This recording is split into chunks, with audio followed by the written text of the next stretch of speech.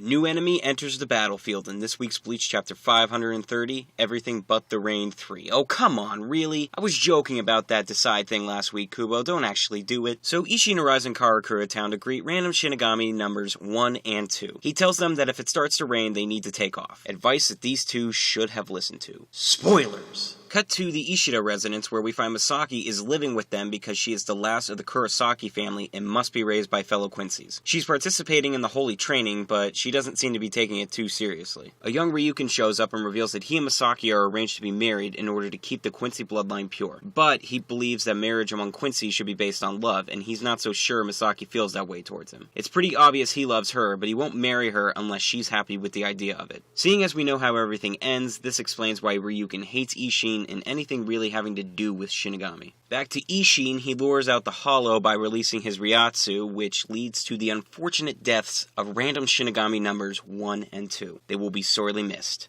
And completely forgotten. Anyway, the beast shows itself, and it looks as though it's a Vasto Lorde, with similar traits to Ichigo's hollow form. So not an amazing chapter, but definitely not a bad one. The big thing that came out of this was the fact that Ryukin and Masaki were arranged to be married. Not much to say though, it just gives us the reason behind Ryukin's motives when dealing with Shinigami. Obviously Masaki ends up with Isshin, leading to a pissed off Ryukin who despises any affiliation with Shinigami. However, he must get over it at some point, seeing as he and Isshin have some sort of weird friendship going on. The other huge moment was literally the last page when the Hollow shows up. It has the appearance of a Vasto Lorde, but something seems awfully familiar.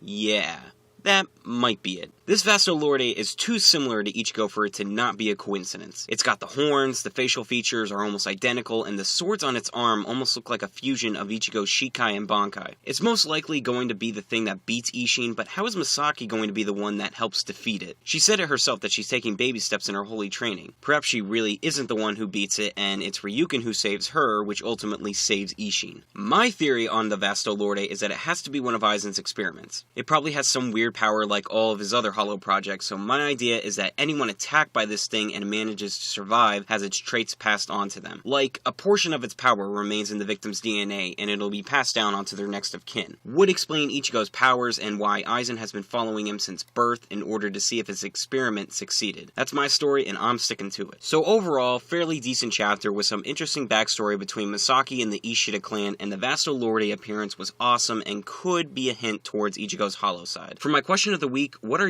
your theories on the Vasto Lorde? Is it one of Aizen's experiments, or is it something completely different? And does it have any relationship to Ichigo? That'll do it for me this week. Remember to leave your thoughts on the chapter and possible theories in the comments below. Like and subscribe if you want more weekly Bleach chapter reviews, and as always, if you want, you can go check out my Deviant Art or follow me on Twitter. Links in the description. Bleach will be going on break next week, so I'll be back in 2 weeks with Isshin versus the Vasto Lorde. Peace.